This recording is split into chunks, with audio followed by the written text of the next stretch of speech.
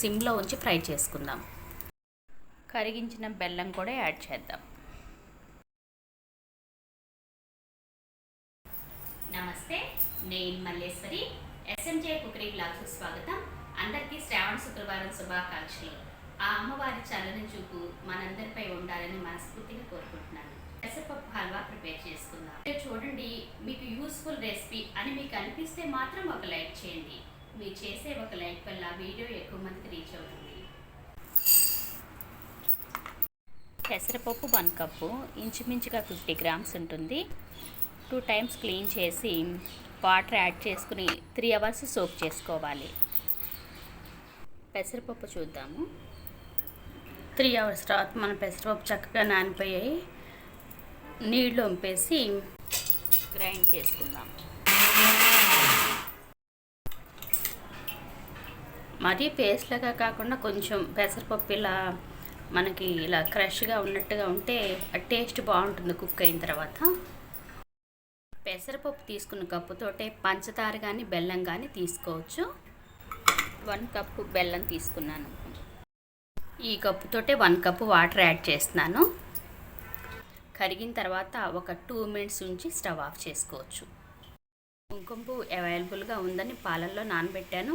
మీకు కావాలంటే food colour interest ఉన్నవాళ్ళు యాడ్ చేసుకోవచ్చు. కుంకుమ పువ్వు నెసెసరీ ఏమి కాదు. బెల్లం కరిగి మనకి ఇలాగ బబుల్స్ వచ్చేసినాయి కదా, స్టవ్ ఆఫ్ చేసేద్దాము.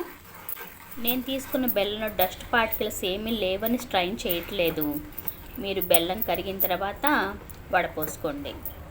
వీడియోలో చూపిస్తున్న విధంగా ఈ కన్సిస్టెన్సీలో స్టవ్ ఆఫ్ చేసుకోవచ్చు. నెయ్యి 2 స్పూన్స్ యాడ్ చేసి హీట్ అయిన తర్వాత జీడిపప్పు యాడ్ చేసి ఫ్రై చేసుకోవాలి. కిస్మిస్ కూడా యాడ్ చేస్తున్నాను.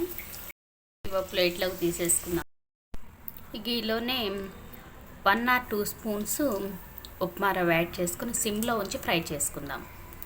రవ్వ ఇలా ఫ్రై అయిన తర్వాత ముందుగా పేస్ట్ చేసి ఉంచుకున్న పెసరపప్పు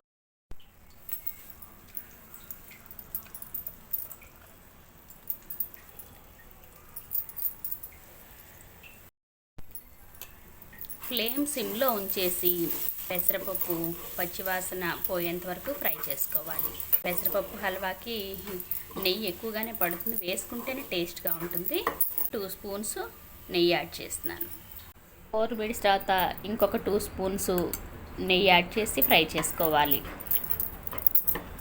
పెసరపప్పులో ఫైబరు, ప్రోటీన్ ఉంటుంది. బెల్లం యూజ్ చేసి ప్రిపేర్ చేసినాం కాబట్టి ఐరన్ పుష్కలంగా ఉంటుంది. ఇంచుమించుగా నెయ్యి 6 స్పూన్స్ వరకు పట్టిందంటే 1/4 కప్పు వరకు. యాలకుల గురించి మనకు తెలిసిందే కదా, డైజెషన్కి యూజ్ అవుతాయి. స్వీట్లో మంచి ఫ్లేవర్ ఇస్తుంది.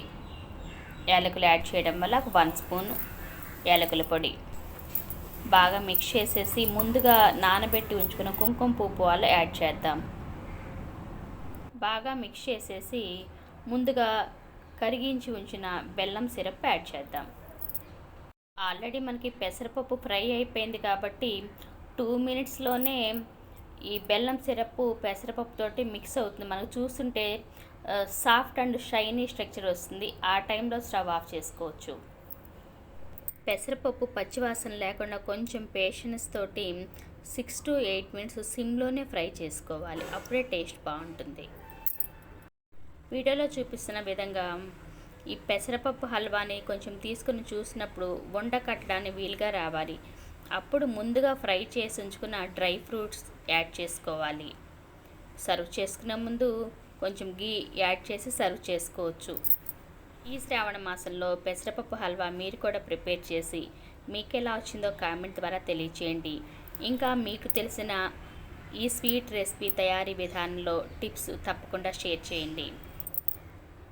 మరొకసారి మీ అందరికీ శ్రావణ శుక్రవారం శుభాకాంక్షలు.